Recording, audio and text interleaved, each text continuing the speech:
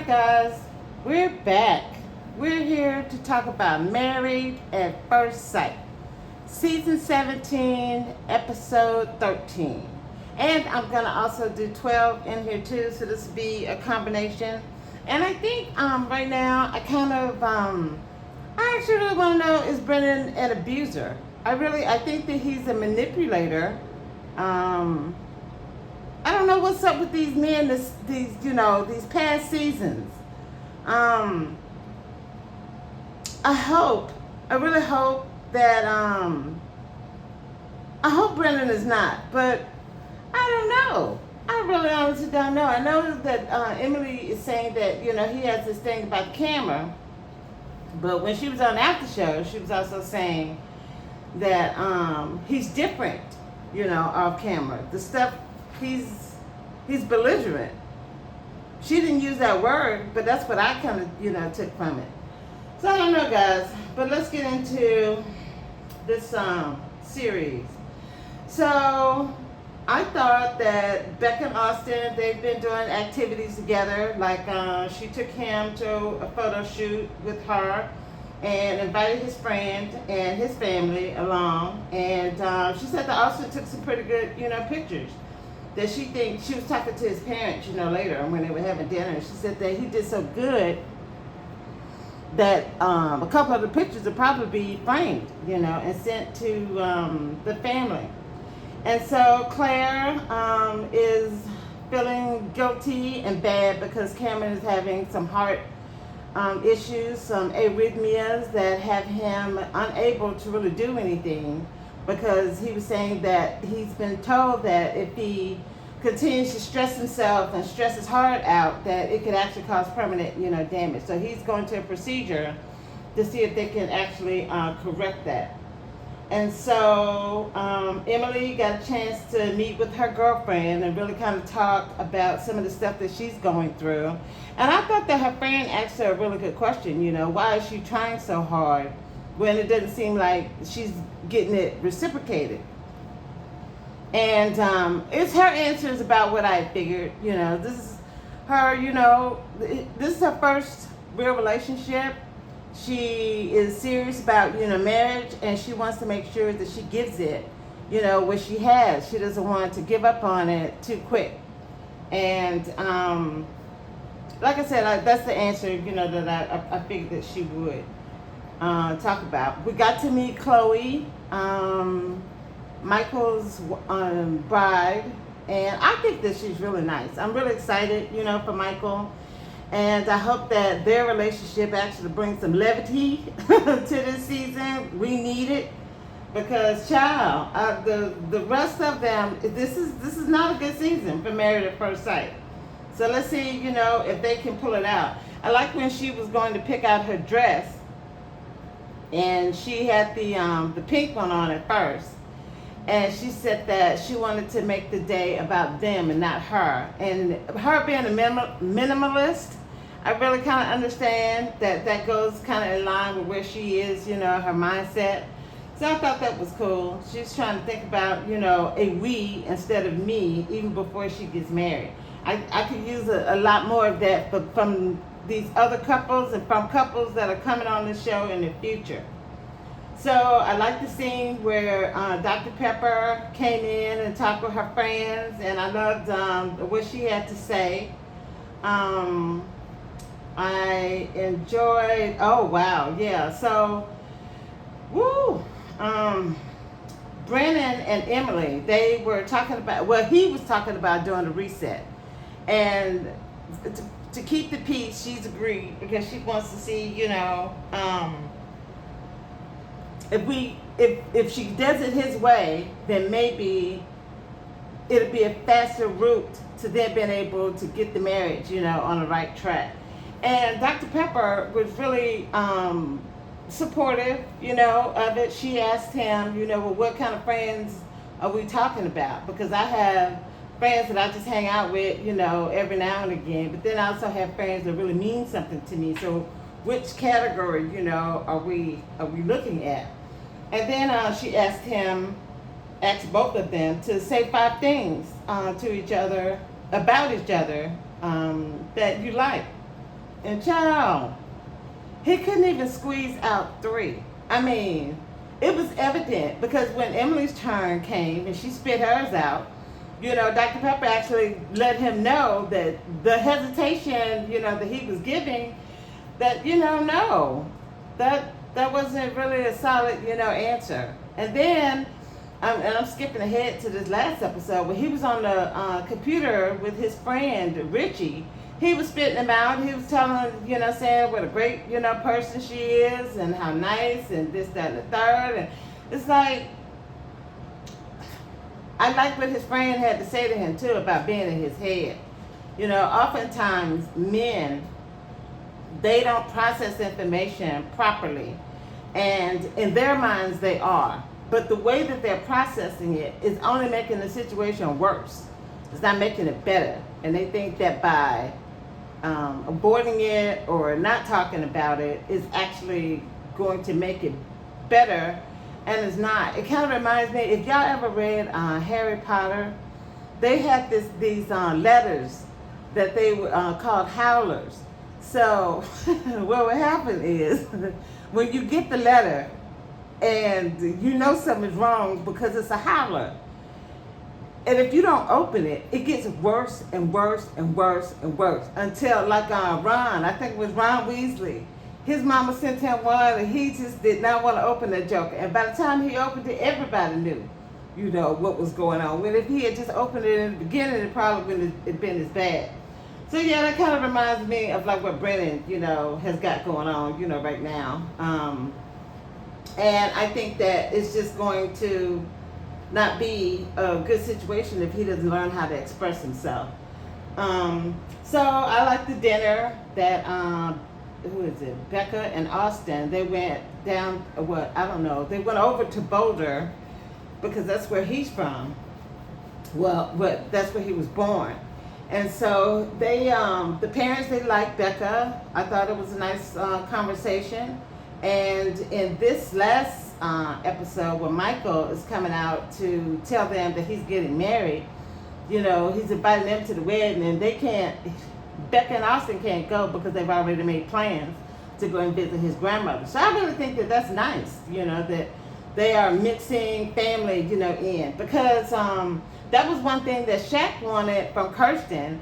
And then at the last minute, that's when she wants to go run around trying to introduce him, to her dad, when she could have been doing that, the whole time.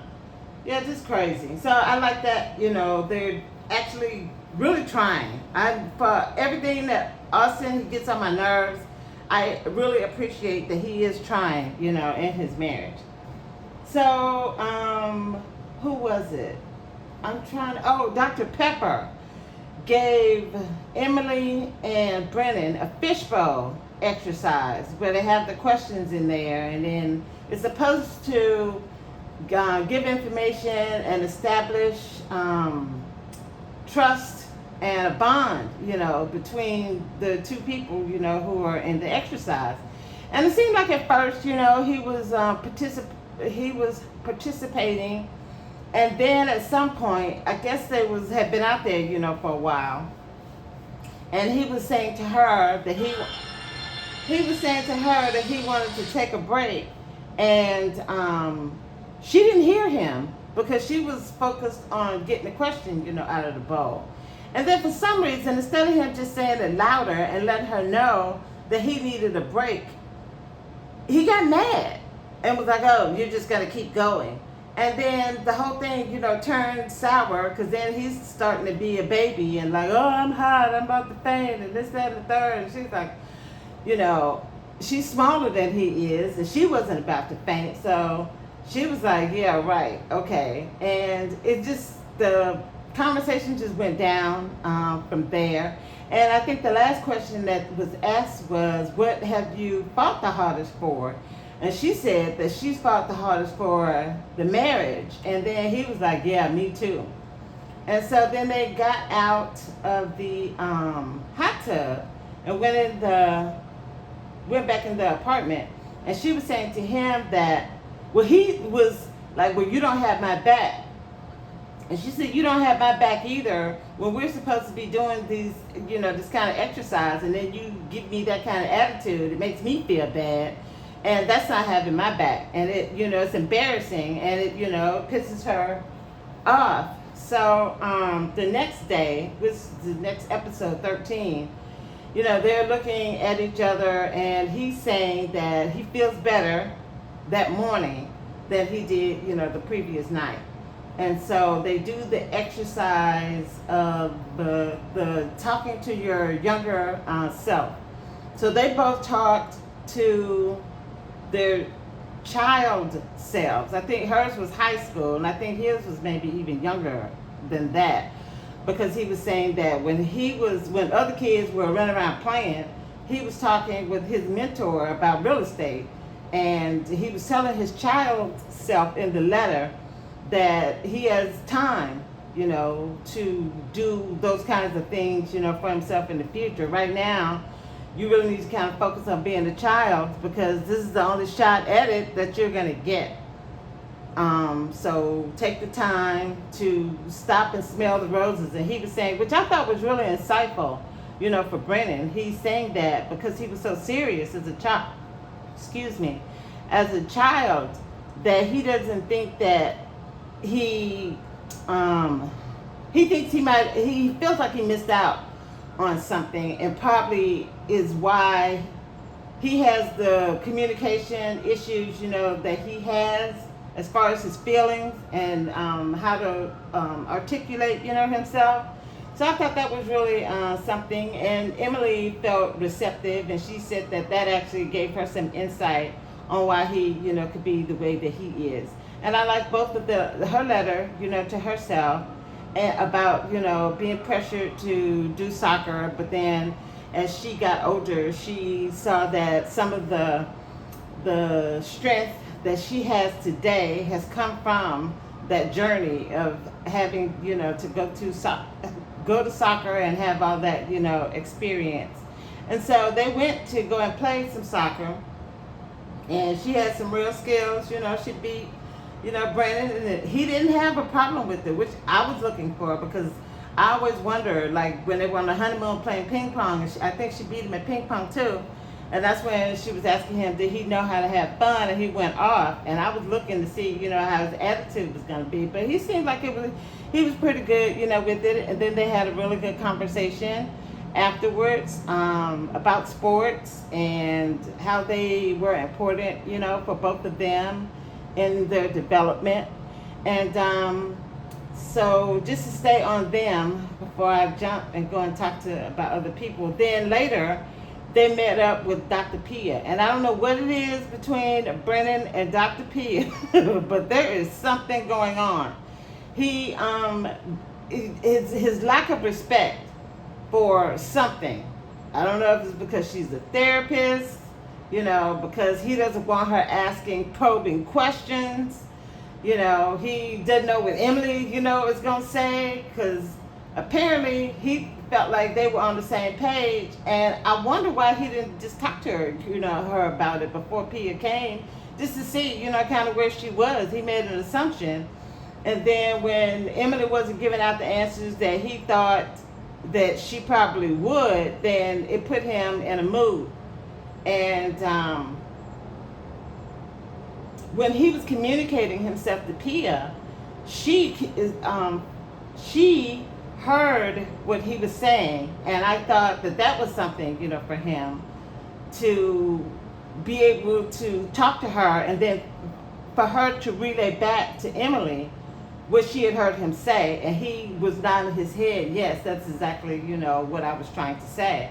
And poor Emily, I mean, when she was talking on the after show, she said that in her mind, she decided that she was going to take that opportunity just to say, how she felt out loud to someone else other than him. Because some of the stuff that she was saying to Dr. Pia is the same stuff that she was saying to him, in their conversations. But she wanted to be able to loop Pia in. And Brennan feels like she's bringing up old stuff. So he's mad because he said, well, we're supposed to be moving forward. And Emily's like, well, we are moving forward, but the last time she was here, she didn't know all this other stuff that happened in between. And so I want to be able to communicate, that. And one of the things that she was communicating is that when it comes time to do the exercises, like the one that Pia gave them, to the touching exercise, he was uncomfortable with it. So he changed it and said to do hugging. And he thinks that they hug more, but she says no, that nothing really is the same. And I don't think that the hugs are substantive. So it's just like a church hug, a hug that you would give your friend, if you haven't seen them, in a minute or so, like in a couple of days or whatever. It's not like a hug, a bonding hug, is what I'm saying. So, and Pia, she actually had to tell him, yeah, man, you didn't do the exercise. So, what's up? What is your hesitation? And he won't tell. Like, she asked Emily, why does she know why he doesn't want to touch her? She said no. Then that's when she said that to Brennan, and Brennan was feeling some kind of way, but Pia's like, she's communicating that she does not know why you don't want to touch her, and they still didn't get it out of him. And one of the other questions that she asked him was, did he trust Emily? And he said that he thinks that they're building trust. And so that left Emily confused, because she doesn't understand what she's done to halt the level of trust, that if he's at a 1 in trust, and maybe at this point he should be maybe a 4 in trust, what is going on that is impeding him to be able to have a higher level of trust in her? So I wish that that question could have been answered. Pia said that she was going to have him answer that, but she didn't. And the other thing, before I finish with them, is Rudy. When she was asking Emily some questions, I actually wish that she had just let her give the answer before she would jump in and ask her another question. I understood where she was trying to get at, and eventually she did get a good answer, out of Emily. But I thought that she was kind of interrupting her too, and she wasn't really able to kind of get some of her thoughts, out. So that was like a tense moment, between them. I actually thought that she handled it, really well. She let her know, hey girl, I'm picking up some negativity off of you that I'm not trying to give you.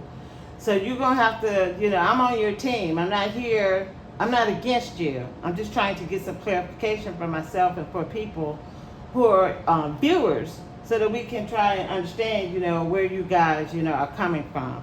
So it was an interesting, scene. I encourage you guys, to go and look at it. And somebody was commenting to me that they wish that I had played the clip. I've given the whole conversation down there. So I didn't feel like I needed to waste up minutes repeating during that little 10-second, after show, the thing that they showed on the after show, when I'd already given you the entire session, so that you can see it in context, in the other videos. It's really frustrating, when people try to critique me about not putting the information up when I'm giving all the information. I mean, it's kind of frustrating. I mean, look, I'm gonna move on. Okay, so who are we looking at? Well, okay, so Cam, he went to go and get his procedure. He said he didn't need Claire to go with him. But when Claire was talking to the girls when they were up on the rooftop, and the guys were they were trying to barbecue, she was saying that he did contact her, and he said that he's okay. And she was explaining to them how all of this was making her feel, and she really was confusing me about this whole vow thing. Talking about she wants to live up to her vows. Girl, what are you? The vows are wrapped. When you decided that you were separating, there are no more vows. I understand that you're saying that because you guys are married, that you want to give him support. But yeah, we ain't doing no vow living up to. That's over. So I think she's kind of confused.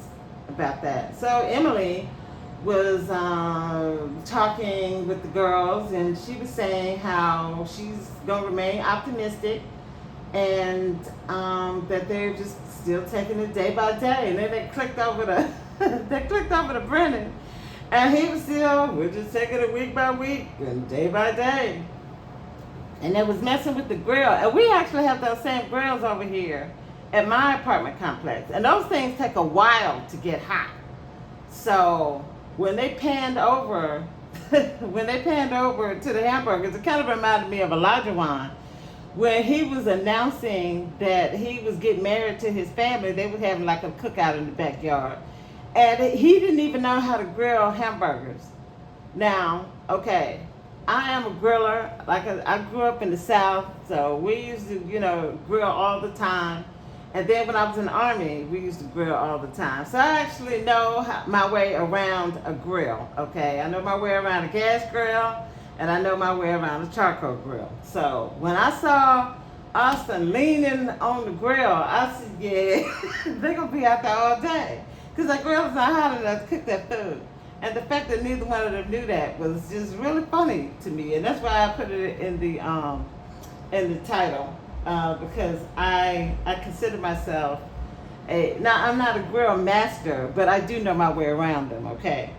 So anyway, they were talking, the guys were talking, and Austin is still telling him about his hesitation with Becca, and I can appreciate some of the way that Austin, actually communicates himself to a point.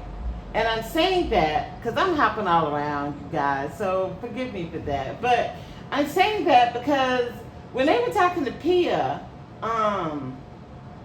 and she and Becca were kind of on the same page about intimacy, how it's not just having sex, it's not just touching.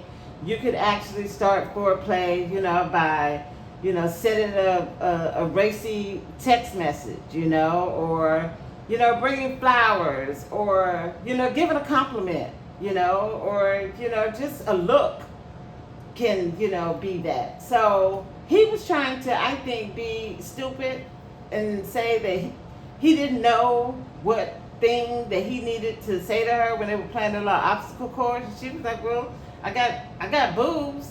And he was like, oh, is that considered? And I'm like, Austin, you need to quit. You're not so inept about, communication and women and dating that you're ignorant, about that kind of stuff. So that was a little frustrating, for me. I liked the conversation they had at the beginning of the episode 13 when they were making the terrarium. He said something about pegging. Somebody said something about pegging, and then I was listening to some other reviewers, and they were thinking that Austin was saying that he likes to be pegged. I didn't get that. I got that pegging thing when they were playing the game, the cribbage, and they had to move when somebody had a score. They had to move the little thing, the peg, and put it in the hole. And she said she made a sexual joke about it, about being pegged. So I think he was playing off of that. I don't think that he was saying that he enjoys being pegged. That was the reference that I got, from it. But it was a good scene, and Rudy asked him about it in the after show, and he said that because he and Becca, they both like plants, so he found it, and he went in and found out that, they could go there, have a little, date, and so he set it up. So I thought that was cool. And so they were talking too about these, the bed, how he had the bedroom lit up with the candles and the flower petals and all of that. And Emily, she kind of posted him up. She was like, was that your idea? And he was like, yeah, I told him that, he said that that's the stuff that he wanted. I don't know if he went and got it or if he asked some of the producers to go and pick it up for him. But he said that he had input on what he wanted to be able to do to make the room nice, for Becca when she came.